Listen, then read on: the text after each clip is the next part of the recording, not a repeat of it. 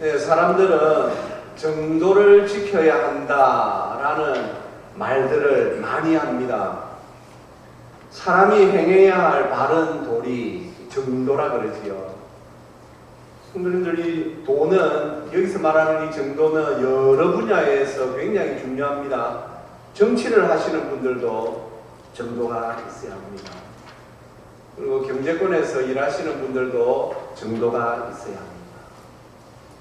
심지어는 말이죠, 아주 우리가 생각하기에 안 좋은 그런 직업을 가진 사람들도 그들 나름대로는 원칙이 있고 그들 나름대로는 정도가 있습니다.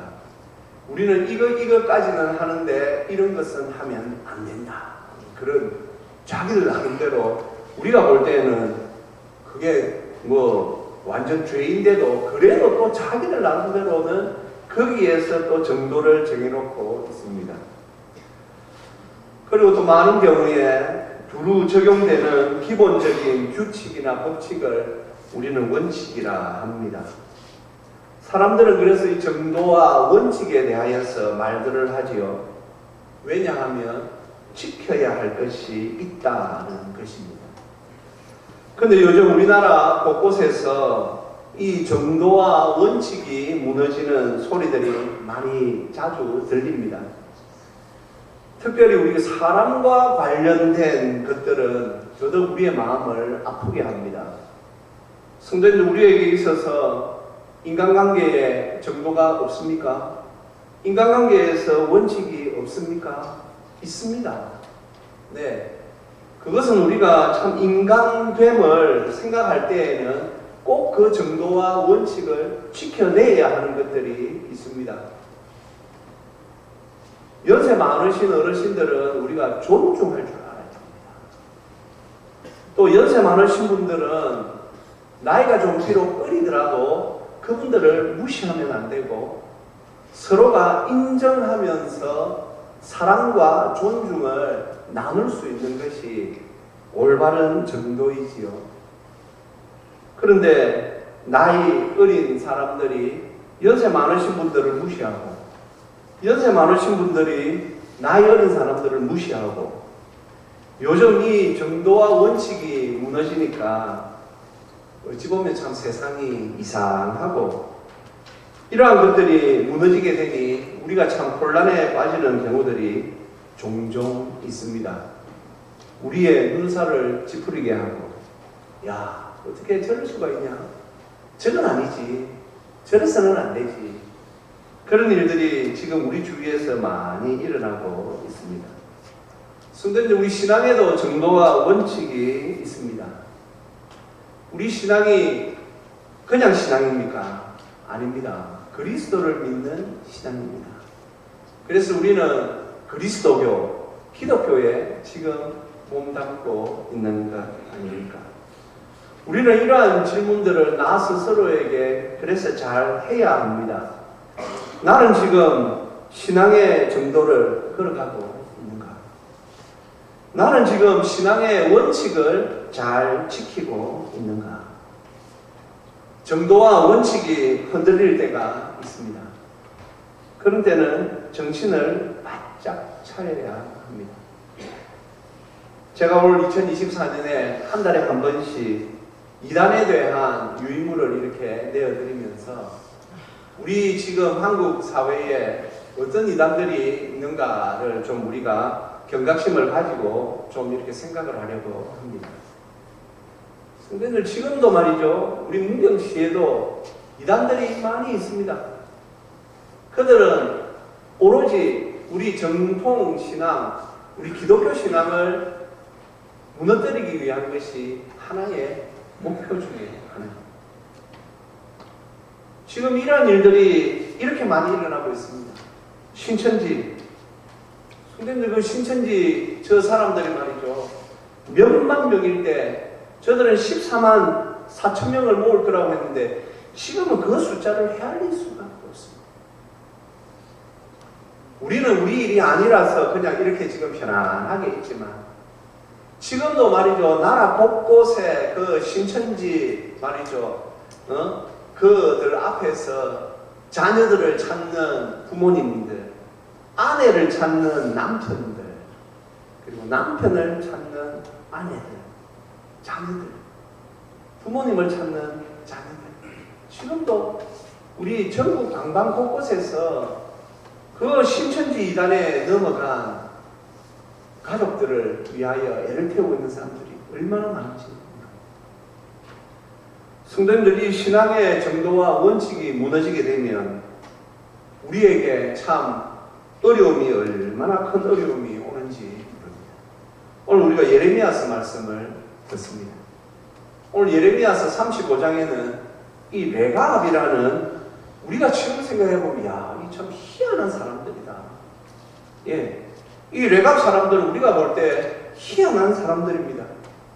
그들의 그 선조 요나답이라는 선조의 유훈, 그가 말이죠 마지막에 이렇게 그 후손들에게 남긴 그 말을 잡고 말이죠, 오늘 이 성경이 기록되기까지 230년 동안 그렇게 살고 있는 사람들. 오늘 그 사람들 이야기가 나옵니다. 하나님께서 왜 이들을 부르셨습니까? 왜 이들을 부르셔서 오늘 이 말씀에 등장시킵니까? 예레미야서 34장에 보면 그 당시 왕이 하나님의 그 신앙의 정도를 벗어나 원칙을 깨트려 버린 일이 발생했기 때문입니다. 성도님들, 우리가 잘 알기로 저 유대인들 하면 이런 표현 죄송합니다만 돈에 환장한 사람들 아닙니까? 맞습니다. 저들은 말이죠, 광야에서부터 그 돈에 대하여서 굉장히 머리를 잘 썼습니다. 그래서 심지어 돈을 빌려주고 어떻게 담보물을 잡았냐 하면 자기 동족인데도 자녀들을 담보물로 잡았습니다. 야, 어떻게 그럴 수가 있냐? 그런데 이스라엘은 그랬습니다. 돈이라면, 돈 되는 것이라면 뭐든지 할 수 있는 사람들이 저 사람들이었어요. 그러다 보니 이스라엘 사회에 히브리인 노예가 굉장히 많았어요. 하나님께서 기뻐하실 수가 없지요. 어떻게 이스라엘 사회에 히브리 노예가 있을 수 있단 말입니까? 히브리인, 이스라엘 사람들을 히브리인이라 그렇게 말합니다. 그 사람들이 쓰는 언어를 히브리어라고 하지 않습니까? 어떻게 이스라엘 사회에 이스라엘 노예가 있을 수가 있느냐? 그들에게 있었습니다. 그런데 그때 왕이, 이 예레미야서 34장에 보면 왕이 은혜를 받아가지고 제가 이 히브리 노예들을 다 해방시키겠습니다. 그렇게 해놓고는 그가 그 언약을 폐기해버립니다. 왜냐하면 이게 보통 문제가 아니거든요. 백성들 눈치를 보고 자기의 그 정치적인 힘을 위해서 하나님과 이 했던 약속을, 계약을 깨뜨려 버립니다. 그러자 하나님께서 오늘 이 레갑 사람들을, 레갑 족속들을 부르신 것이죠. 이 레갑 사람들,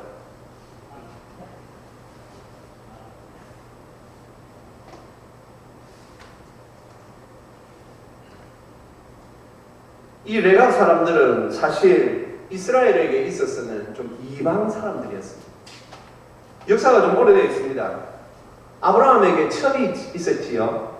그두라라고 하는 첩이 있었는데 그 사이에서 태어난 미디안 족속 계통의 이 사람이 바로 겐 족속이었습니다. 거기에서부터 쭉 이제 이들의 조상이 나옵니다.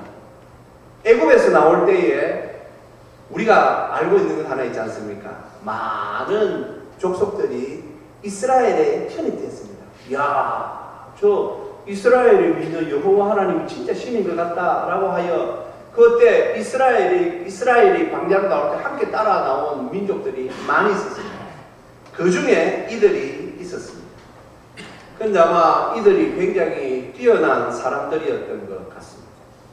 그 중에서 북이스라엘 엘리야 시대에 이 엘리야 선지자가 아합을 멸하고 난 뒤에 예후라는 왕이 이렇게 세워지게 되는데, 그때 이 예후 예후라는 왕의 오른손, 거의 오른손에 가까운 권력을 쥐고 있었던 분이 바로 레갑의 아들인 요나답이라고 합니다. 이 요나답은 굉장히, 그러니 예후가 정권을 잡으면 이제 우리나라로 치면 국무총리 정도 되는 분이죠. 그런데 이분이 돌연 그 후손들에게 유훈을 이렇게 남겼습니다. 집을 짓지 마라. 장막에 거해라. 포도주를 먹지 말고 농사를 짓지 말고 유목 생활을 해라. 한마디로 말해서 너희들은 광야에서 살아라. 너희들은 이 땅에서 집 짓고 편안하게 살 생각하지 말고 너희들은 저 광야로 나가서 살아라. 그런데 요나답이 후손들에게 말한 내용을 가만히 들어보면 우리가 이스라엘 사회에 있었던 나실인이라고 있죠. 하나님께서 태어나면서부터 택한 사람들이 있습니다. 삼손 나실인이고요. 사무엘도 나실인으로 보지요. 그런데 거기에 부금되는 아주 높은 수준의 이 신앙을 요구한 것입니다. 성도님, 우리가 오늘 말씀을 통하여서 보면 이것이 그렇게 쉽지 않다라는 것을 알 수가 있습니다. 왜냐하면 우리가 이스라엘 가나안 땅을 보면 가나안 땅이 어떤 곳입니까? 사실 가나안 땅은 반사막입니다. 사람이 살 수 있는 땅은 그렇게 많지 않습니다. 그래서 이 반사막과 비슷한 이 팔레스틴 가나안 땅에서 목축을 하고 산다는 것은 굉장히 힘든, 너무나도 어려운 그러한 삶이었습니다. 낮에는 그 뜨거운 태양열을 견뎌야 했고 밤에는 그 또 추위를 이겨내야만 하는 그런 일이었습니다. 그런데 요나답이 그들에게 이제 이 유훈으로 너희들은 광야에 나가서 살아. 집을 짓지 말고 장막에 가며 포도주를 먹지 마라. 그리고 농사를 짓지 말고 목축 생활을 해라. 그 말을 이 후손들이 230년 동안 지켜오고 있는 것입니다. 그리고 오늘 본문에 보니까 하나님께서 그 레갑 족속들을 불러가지고 아주 좋은 포도주가 있는 방에 그들을 몰아넣고는 너희들이 포도주 마셔라 그렇게 말합니다. 오늘 배경이 그런 것입니다. 그러자 그들이 뭐라고 말을 합니까? 아니요, 우리는 포도주를 마시지 않습니다. 우리는 우리의 조상 요나답이 우리에게 명령한 것, 너희 자손은 영원히 포도주를 마시지 말라라고 하신 그 말씀에 우리는 귀를 기울였습니다. 7절 말씀 한번 올려봐 주시겠어요? 예, 우리 7절 같이 한번 읽어보겠습니다. 너희가 집도 짓지 말며 파종도 하지 말며 포도원을 소유하지도 말고 너희는 평생 동안 장막에 살아라. 그리하면 너희가 머물러 사는 땅에서 너희 생명이 길리라 하였으므로. 8절요. 우리가 레갑의 아들 우리 선조 요나답이 우리에게 명령한 모든 말을 순종하여 우리와 우리 아내와 자녀가 평생 동안 포도주를 마시지 아니합니다. 성도님들, 왜 요나답은 이렇게 말한 것일까요? 사실 요나답은 우리가 열왕기하 10장에 보면 주전 840년경에 참 이 엘리야 시대에 활동했던 그런 분이었습니다. 엘리야의 그 만행, 그 만악을 이 요나답이 잘 보았습니다. 그리고 하나님께서 엘리야를 통하여 이 아합을 물리치시고 그 다음 예후라는 왕을 세웠습니다. 그런데 이 요나답이 예후를 도와서 정권을 창출합니다. 조금 시간이 흐르면 그가 이제 참 이 나라의 2인자로서 권력을 잡게 되는데 이 요나답이 가만히 옆에서 보니까 예후가 변합니다. 맨 처음에는 하나님께서 자기에게 왕권을 주시니 그걸 가지고 좋아했는데 조금 있다가 보니 말이죠. 그 당시 이스라엘의 북이스라엘의 첫 번째 왕 여로보암이 만들어 놓았던 그 베델과 단 사이에 있는 금송아지도 없애지 아니하고 신앙이 변질되는 것을 보았습니다. 그때 요나답이 정신을 바짝 차린 것이죠. 아, 이건 아니다. 내가 지금 권력을 잡을 수는 있지만 부와 명예를 누릴 수 있지만 이건 하나님이 기뻐하시는 삶이 아니다. 그리고는 이제 그 모든 것을 벗어 던지고 그리고는 이제 자기 후손들에게 이렇게 말한 것입니다. 농사를 짓지 말라. 왜 농사를 짓지 말라고 말합니까? 성도님, 이스라엘 백성들은 원래 목축업을 하는 분들이었습니다. 기억하시죠? 야곱과 아브라함과 이삭과 야곱, 그리고 그 야곱의 아들들이 보면 다 이렇게 소를 키우고 목축을 하는 분들이었습니다. 가나안 땅에 정착하면서 가나안 땅 사람들이 농사 짓는 것을 보며 그들이 농사를 짓고 살기 시작합니다. 그런데 그들이 그 농사를 지으면서 무엇을 본받게 됩니까? 농사의 신이 있다라고 가나안 사람들이 말하는 그 말에 그들이 쏘박했습니다. 그리고 농사를 지으면 꼭 바알을 섬겨야 하는, 왜? 바알이 비를 주는 신이라고 그렇게 가나안 사람들은 믿고 있었기 때문입니다. 하나님께서 신명기 말씀을 통하여 하늘에 비를 내리시는 분이 여호와 하나님이시라는 것을 그렇게 율법으로 가르쳐 주셨음에도 불구하고 그들은 그것에 귀 기울이지 않았습니다. 그리고는 가나안 사람들이 농사 짓는 법을 보고 따라하다가 바알이라는 우상 숭배에 빠져버린 것이죠. 요나답이 그것을 다 보았습니다. 그래서 이렇게 말하는 것이죠. 집을 짓지 말고 포도주 마시지 마라. 성도님들, 구약 성경에서 포도주는 은혜의 상징이라고 제가 여러 번 설교 중에 말씀드리죠. 맞습니다. 왜냐하면 하나님의 은혜가 있어야만 포도 농사를 지을 수 있기 때문입니다. 포도주 자체가 문제가 아니고 하나님의 은혜가 없으면 적군이 쳐들어오면 전쟁통에 포도를 거둘 수 없기 때문에 포도를 거둘 수 있다는 것은 나라가 평안하고 안정되었다라는 것이기에 이스라엘 사람들은 포도주를 하나님의 은혜의 상징으로 보고 있습니다. 그런데 이스라엘 사람들이 좀 살기 좋아지니까 하나님의 은혜의 상징으로 보았던 이 포도주를 자기들의 연락을 즐기는 일에 사용하는 것을 보고 이건 아니다. 그리고 농사도 짓지 말고 목축을 하라는 이유도 다시 우리 선조들의 신앙으로 돌아가자. 성도님들, 사실 이 요나답이라는 분이 대단한 분입니다. 그리고는 후손들에게 말하였는데 이 믿음이라는 것이 말이죠, 참 귀한 것 아닙니까? 후손들이 그 믿음을 그대로 받습니다. 성도님들, 우리가 기억해야 할 것은 우리가 지금 우리 자녀들을 위하여 애쓰고 지금 노력하는 것들 중에 자녀들 경제적으로 그리고 자녀들의 삶이 잘 되는 것 중요하지요. 성도님들, 하지만 신앙이 바로 되지 아니하면 장담할 수 없습니다. 신앙이 바로 되지 아니하면 세상에 그냥 노출되기 때문에 세상을 이길 수 있는 사람은 없습니다. 요나답이라고 자기 후손들 사랑하지 않았겠습니까? 그런데 요나답이 아는 게 있었습니다. 광야라는 곳은 우리가 우리 조상들을 생각할 때에 광야라는 곳은 하나님이 계신 곳이고 광야에서는 우리가 하나님의 은혜를 누릴 수가 있어.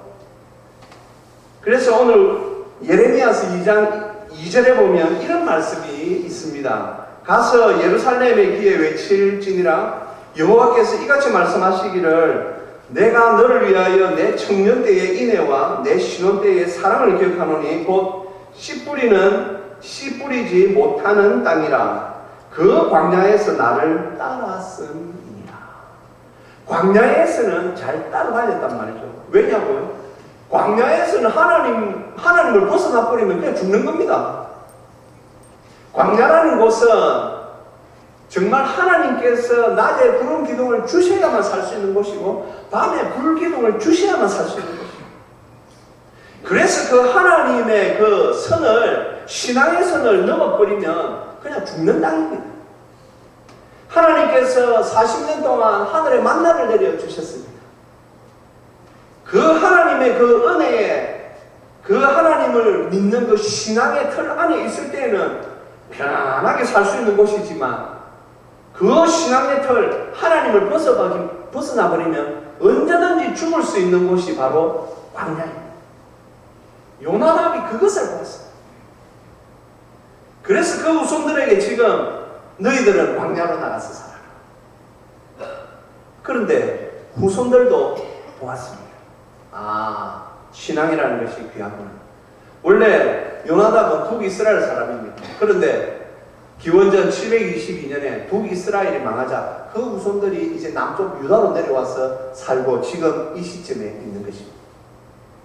그들은 보았습니다. 사람들이 변하는 것을 보았습니다. 신앙이 변하는 것을 보았습니다. 원칙이 무너지고 신앙의 정도가 무너지는 것을 그들은 보았습니다. 야, 우리가 잘 먹고 잘 사는 거 그거 중요하지만 신앙을 잃어버리면 다 잃어버리는 건데, 요나답은 그것을 후손들에게 가르쳤고 감사하게도 그 후손들이 그 요나답의 유훈을 잘 받들었습니다. 그러니 지금 하나님께서 이 레갑 족속 사람들을 어떻게 대우하고 있습니까? 지금 이스라엘의 남은 자로 그들을 평가하고 있습니다. 성도님들, 이스라엘 사회에서는 남은 자 사상이라고 있지요. 남은 자 어떤 사람들입니까? 신앙을 지키는 사람들을 남은 자라. 신앙을 지켜내는 사람들, 신앙을 위하여 하나님 앞에서 자신의 삶을 모든 것을 신앙에 맞추어서 살려고 애쓰는 사람들을 남은 자라고 그러는데, 이것이 말이죠, 왕족도 아니고 저 광야에서 떠도는 사람들, 이스라엘 사회에서 볼 때는 야, 저 레갑 족속 저 사람들은 도대체 뭐 하는 사람들이야? 집도 없이 땅도 없이 그냥 저는 목축 생활하면서 아우 저 광야에서 어떻게 살아가나? 그들은 레갑 족속들을 그렇게 평가했을지 모르겠지만 레갑 사람들은 행복했습니다. 왜냐하면 그들은 광야에서 한시도 떠나지 않았고 하나님께서 주시는 그 은혜와 사랑 가운데 그들은 살아왔기 때문에 그 조상 요나답이 그들에게 명령한 그 명령에 순종하기를 230년 동안 했단 말이지. 사랑하는 성도님들, 이 순종이 쉽겠습니까? 이 순종 쉽지 않습니다. 하지만 맛보면 이 순종을 할 수 있어요. 레갑 사람들이라고 편안하게 집 짓고 땅 일구며 농사 지으면서 말이죠, 우리가 편안하게 사는 거 원치 않았겠습니까? 자녀들을 광야에서 키운다 생각해 보십시오. 그것이 쉬웠겠습니까? 어렵죠. 너무나도 힘들고 어려운 일이 많지만 그래도 살아지더란 말이죠. 왜요? 하나님의 은혜가 있기 때문에. 이스라엘 백성들이 애굽에서 나와서 광야로 왔을 때 그들이 얼마나 기가 막혔겠습니까? 야, 이 광야에서 산다고? 광야에서 살 수 있을까? 그런데 뭐 먹고 살지? 그런데 하나님께서 하늘에서 만나를 막 내려주십니다. 아, 하나님은 우리가 상상지도 못하는 방법으로 우리를 인도하시는구나. 사랑하는 성도님들, 한 주간 동안 이 말씀을 묵상하는 가운데 우리는 지금 신앙의 정도에서 벗어나고 있지 않는지 먼저 제 자신에게 계속 반문되었습니다. 이제 우리 성도님들은 어떠하십니까? 지금 신앙의 정도, 신앙의 원칙을 잘 지켜내고 있으십니까? 우리가 지금 하나님의 은혜와 사랑의 날개 아래에 지금 있습니까? 정신 바짝 차려야 합니다. 우리는 지금 하나님께 순종함으로 말미암아 이 레갑 사람들처럼 우리의 삶에 행복이라는 것이 있습니까?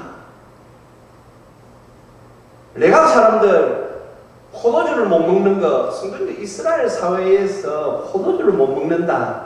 이건 말이죠, 그들에게 있어서 가장 큰 기쁨 하나가 없어지는 것과 마찬가지입니다. 그래서 이스라엘 사람들은 잔치를 벌릴 때 포도주가 떨어지면 그 집은 엄청난 욕을 먹습니다. 그만큼 이스라엘 사회에서 중요한 포도주이지만 레갑 사람들이 이 포도주를 끊고 난 뒤에 그들은 하늘의 신령한 은혜들을 맛보았기 때문에 이 땅의 포도주는 별거 아니다라는 것을 그들이 알게 된 것입니다.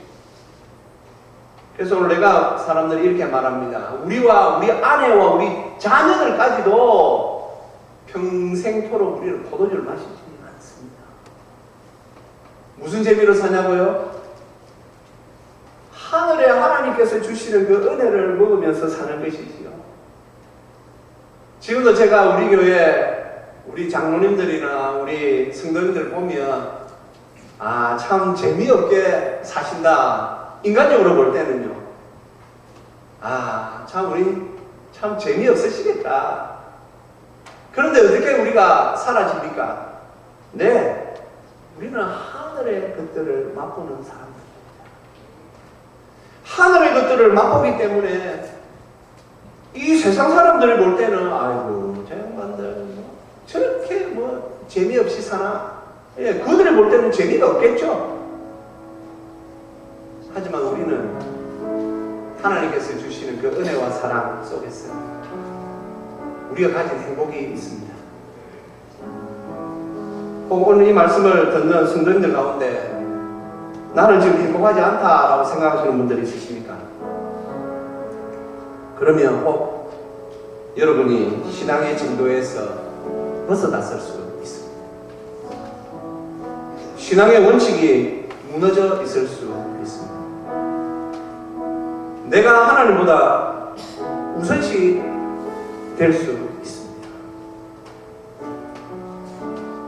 우리가 이 땅에서 살면서 행복하게 살아야 합니다. 그러기 위해서는 신앙의 정도를 걸으면 됩니다. 신앙의 원칙을 지키면 됩니다. 걱정하지 마시고 다시 돌아오십시오. 그리고 그 길을 걷기 위하여 한번 애써 보십시오. 하나님께서 이 레갑 사람들에게 주셨던 그 영적인 은혜와 평안을 우리에게도 주실 줄 믿습니다. 우리 이 시간 함께 찬송하면서 하나님, 우리도 하나님 없이 사는 일 없도록 우리를 불쌍히 여겨 주시옵소서. 우리 소망하며 우리 함께 찬양하십시다.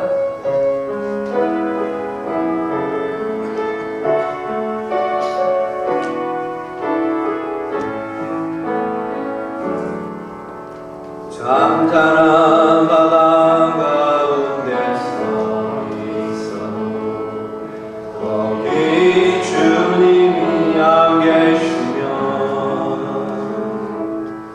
마음에 평화가 없네. 내 영혼 평안이 없네. 폭풍이 몰아치는 바다에 있어 거기 주님이 계시면 마음에 평화가 있네. 내 영혼 평화가 있네.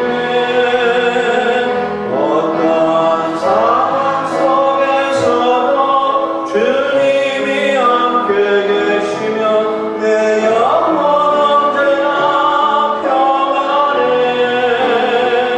어떤 조건 속에서도 주님이 함께 계시면 내 영혼 언제나 평안해. 처음부터 다시 하실까요? 잔잔한 바람 가운데서 있어도 거기 주님이 안 계시면 마음에 평화가 없네. 내 영혼 평안이 없네. 폭풍이 몰아치는 바다에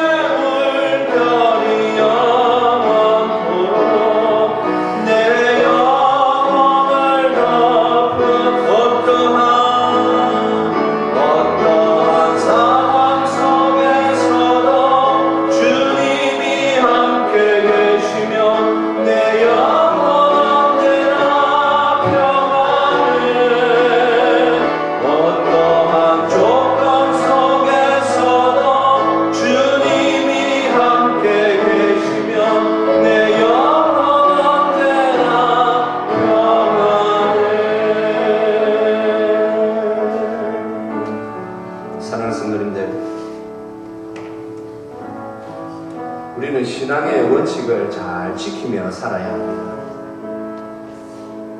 하나님께서 그것을 원하십니다.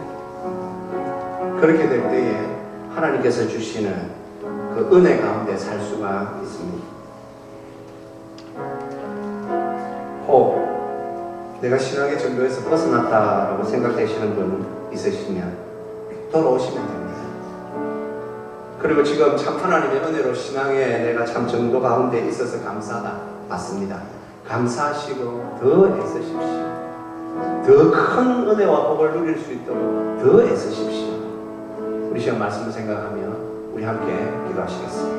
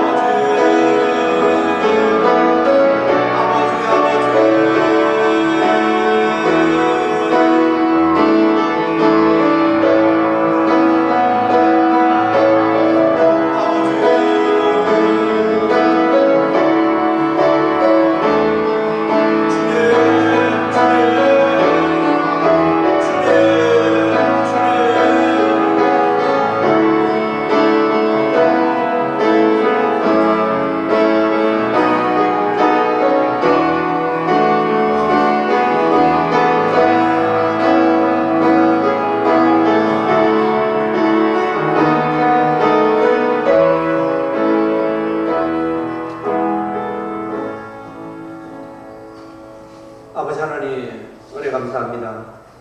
주님 우리를 불쌍히 여겨 주시옵소서. 주님 참 레갑 사람들이 부럽습니다.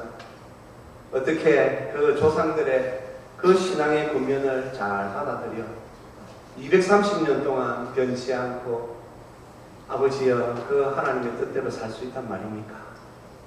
주님 저희들도 이 레갑 사람들처럼 신앙을 위하여 광야를 선택한 이 레갑 사람들처럼 저희들도 신앙을 위하여 포기할 것 포기하고 신앙을 위하여 더욱 아버지여 저희들이 애쓰고 몸부림치게 하여 주시옵소서. 여기에 생명이 있고 여기에 길이 있는데 저희들 다른 곳에서 헤매지 말게 하여 주시옵소서. 감사드리오며 우리 주 예수 그리스도의 이름으로 기도합니다. 아멘.